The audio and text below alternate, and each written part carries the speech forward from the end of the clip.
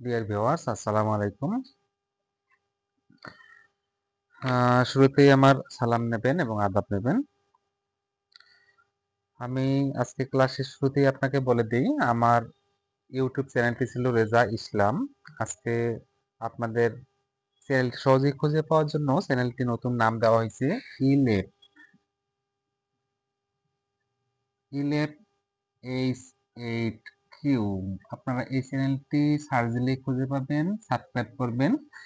এই চ্যানেলটির নাম দেওয়ার কারণটা হচ্ছে, আগে এই চ্যানেলটি আমার নাম রেজাউল ইসলাম হিসেবে রেজা ইসলাম দেওয়া ছিল, কিন্তু আমার প্রতিষ্ঠানের নাম হচ্ছে ইলেপ। আমি একটা বই লিখেছিলাম ইলেপ, অর্থাৎ আমার প্রতিষ্ঠানের নামটাই হচ্ছে ইলেপ। আপনারা জানেন ELEP means easy learning English point. আমি সব সব মিলিয়ে হিসাব করে দেখলাম যে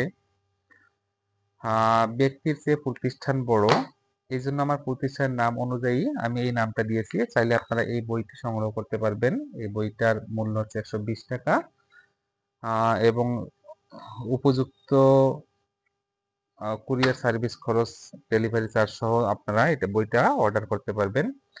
তো যাই হোক, আজকে আমি যে ক্লাসটি আজকে আপনাদের সামনে নিয়ে আসছি সেটা হচ্ছে রিপিট ক্লাস। আমি গত ক্লাসে 13 নম্বর ক্লাসে ইন্টারোগেটিভ সেন্টেন্সের ভয়েস বুঝাইছিলাম। আপনারা জানেন আমার রাইটিং ব্যবস্থাটা একটু দুর্বল, আপনারা হয়তো ভালোভাবে বুঝতে পারেন নাই, লেখাটা অনেকটা অস্পষ্ট হয়ে গেছে। আমি 13 নম্বর ক্লাসটা আরেকবার রিপিট করতে করতে চাচ্ছি। তো ক্লাসটা হচ্ছে ইন্টারোগেটিভ সেন্টেন্সের voice, voice number 8,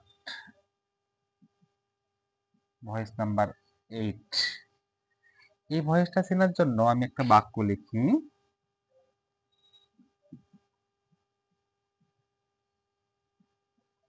have they finished the work. এটা একটা প্রশ্নবোধক বাক্য।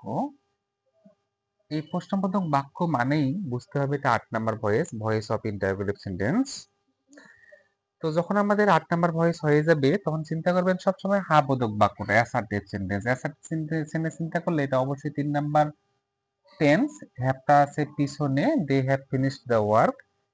তো they have finished the work এটা চিন্তা করলে এটা দাঁড়াবে 1 নম্বর ভয়েস, অর্থাৎ আইএনজি বিহীন টেন্স। তাহলে যে টেন্স হবে তার পরের টেন্সে হেল্পিং ভার্ব বসাবো। প্রথমে দা ওয়ার্কটাকে সাবজেক্ট বসাই দেন, the work.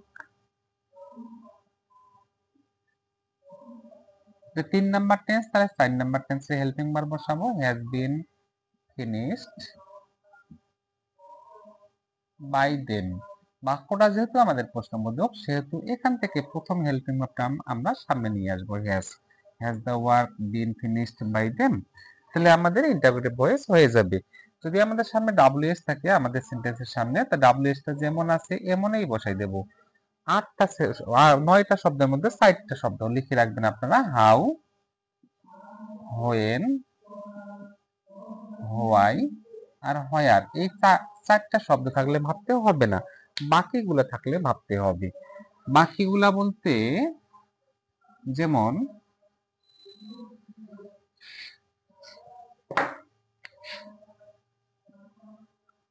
Who will help you. বাক্যটাকে যদি হাবোধক করেন তা হুটা সাবজেক্ট নিঃসন্দেহে, ইউটাকে এখন সাবজেক্ট করেন। You will be helped by whom, কিন্তু বাই হোম শব্দটা আমাদের প্রশ্নবোধক শব্দ হওয়ার কারণে এটা পিছনে থাকবে না, নিয়ে আসবেন সামনে, বাই হোম। আর প্রশ্নবোধক বাক্যে সবসময় হেল্পিং ভার্বটা সাবজেক্টের সামনে আসবে।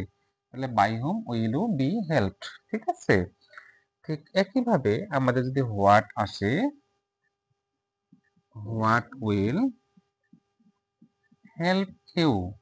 আমাদের হুই এর অবজেক্টিভ কেস হচ্ছে হোম, তো হোয়াট এর অবজেক্টিভ কেস হোয়াটেই। ঠিক আছে? তাহলে এখানে যেমন বাই হোম হয়েছে, তাহলে এখানে বাই হোয়াট হয়ে যাবে, by what will you be helped. একইভাবে আমাদের হুইজ কথাটা আসতে পারে, তবে হুইজ একাই আসবে না, কোন নাউনকে সাথে নিয়ে আসবে। Whose boy will help you. তাহলে হুইজ বয়ের আমাদের অবজেক্টিভ কেস হুইজ বয়ে, তাহলে এখানে বাই হুইজ বয় হবে, by whose boy will you be helped. এখন একটা জিনিস চিন্তা করেন, আমাদের হুটা সাবজেক্ট, হোয়াটটা সাবজেক্ট, হুইজ বয়টা সাবজেক্ট। এটা অবজেক্ট করার সময় আমাদের অটোমেটিক্যালি বাই আসবে। এটা সাবজেক্ট, আমরা কি করে বুঝবো? দেখেন ইউটা আছে ভার্বের পরে, মানে ভার্বের পরে মানে অবজেক্ট, এটা এই সেন্টেন্সে আর কোনো সাবজেক্ট নাই, মানে ডাব্লিউএস টাই সাবজেক্ট। একইভাবে দেখেন ইউটা ভার্বের পরে মানে হোয়াটটাই সাবজেক্ট, এখানে ইউটা ভার্বের পরে মানে হুইজ বয়টাই সাবজেক্ট। এই সাবজেক্টটাকে অবজেক্ট করার সময় আমাদের অবশ্যই বাই চলে আসবে। এখন আসেন যদি আগে থেকেই অবজেক্ট হয়ে আসে, তাহলে কি ঘটনা ঘটবে? যেমন whom will you help, এখানে দেখেন ইউটা কিন্তু ভার্বের আগেই আছে, মানে ইউটাই সাবজেক্ট, মানে ডাব্লিউএস টা আমাদের অবজেক্ট। অবজেক্টটা যদি হাবোধক চিন্তা করি, ইউ উইল হেল্প হুম, হুমটা আছে এখানে, এই হুমটাকে আমরা সাবজেক্ট বানাই ফেলি হু। এটা 9 নাম্বার টেন্স, তাহলে 10 নাম্বার টেন্সে helping verb who will be helped by you, ইউটা হয়ে গেল আমাদের অবজেক্ট, তার সামনে বাই বসাই দিলাম। এরপরে আসেন আমাদের হোয়াট আসতে পারে, হোয়াট উইল ইউ সেল, তাহলে কি হবে হোয়াট, এটা আমাদের সাবজেক্ট করে ফেলেন, what will be sold by you, ঠিক আছে। একইভাবে আমাদের হুইজ আসতে পারে, তবে হুইজ একাই আসবে না, whose boy will you, whose boy will you help, তা হুইজ বয়টা আমাদের অবজেক্ট, যেহেতু ইউটা সাবজেক্ট আছে তাহলে অবজেক্টটাকে সাবজেক্ট করে ফেলেন, whose boy will be helped by you. তো প্রিয় বন্ধুরা, এই হচ্ছে আমাদের 8 নাম্বার ভয়েস। আমি আশা করব আপনারা 8 নাম্বার ভয়েসটা বুঝে গেছেন। গত ক্লাসে আমি আলোচনা করছিলাম, আজকে আবার রিপিট ক্লাস দিলাম আপনাদের ভালোভাবে বোঝার জন্য, ঠিক আছে। তো আজকের জন্য খোদা হাফেজ। তো অবশ্যই পরবর্তী ক্লাসটা আরেকটা ইম্পর্টেন্ট ক্লাস নিয়ে আবার আসবো আপনাদের সামনে। তো অবশ্যই আমার এই চ্যানেলটি সাবস্ক্রাইব করতে অবশ্যই ভুলবেন না। আমার সাথে থাকার জন্য অবশ্যই এই ইউটিউব চ্যানেলটি সাবস্ক্রাইব করবেন। আমার নতুন আইডিটা নতুন আইডির নাম দিয়েছি ইলের H8Q।